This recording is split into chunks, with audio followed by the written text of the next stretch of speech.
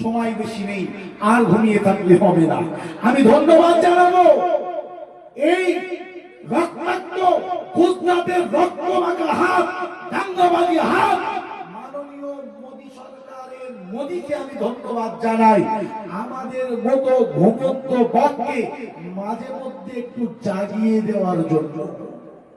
আরে আমরা তো ঘুমন্ত বাঘ, ঘুমিয়ে পড়েছি, বুঝতে পারিনি কি হয়ে যাচ্ছে। তো কালা কানুনের উপরে হাত মেরে আমাদের মতো জীবন্ত বাঘকে জাগিয়েছে, এর জন্য ধন্যবাদ। যদি ধন্যবাদ নিয়ে আপনি না জাগেন তাহলে মনে রাখবেন আপনারও দিন খুব ভালো জায়গায় নেই।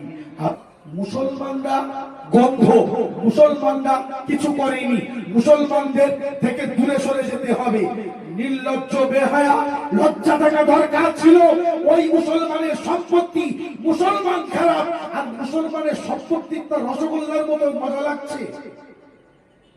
লজ্জা লাগে না? লজ্জা থাকা দরকার ছিল।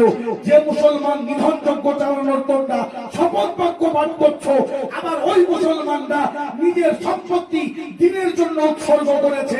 মুসলমানেরা মসজিদ মাদ্রাসার জন্য জমি দিয়েছে, অর্থ দিয়েছে, সব দিয়েছে। তোমরা কোন যুক্তিতে তার উপরে কালা কানুন তৈরি করে বাতকবাড়ি ফলানোর চেষ্টা চালাচ্ছ? কিসের জন্য? কার জন্য?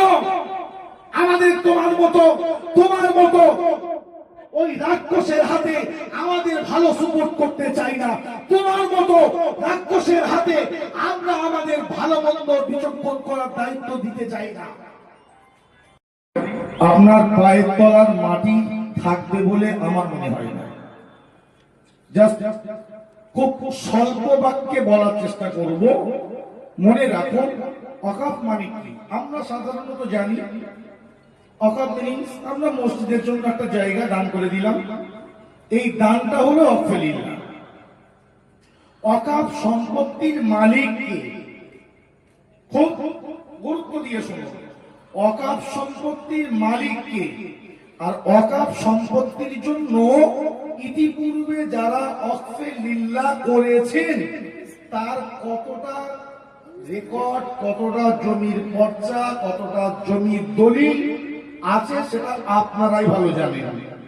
কি হয়েছে? এখানে মসজিদ হবে, কার জায়গা? রহমাতুল্লাহর জায়গা। ভাই মসজিদ হবে, যাও আমি এটা ওয়াকফে লিল্লাহ করে দিলাম। জায়গার কাগজপত্র আপন জায়গায়, ওয়াকফে লিল্লাহ করে দিলাম, ওখানে মসজিদ